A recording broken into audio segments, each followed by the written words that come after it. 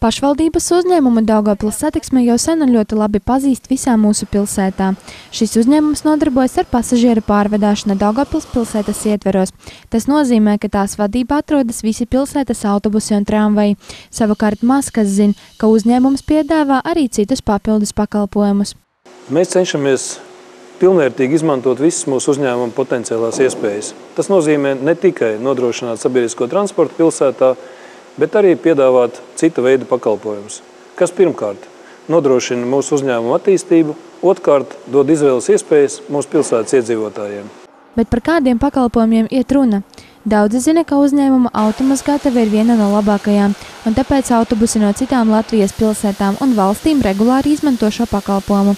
Šis pakalpojums ir pieejams autobusu īpašniekiem par ļoti labu cenu.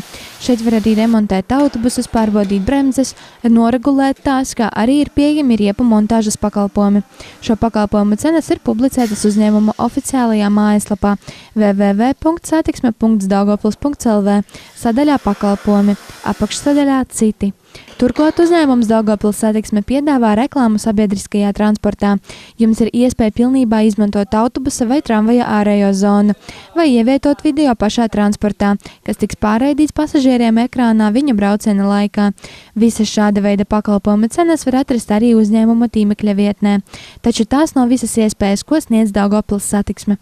Pilsētas iedzīvotāji un apmeklētāji var iznomāt speciālo aprīkojumu, traktoru, autopacēlāju noteiktu darba veikšanai.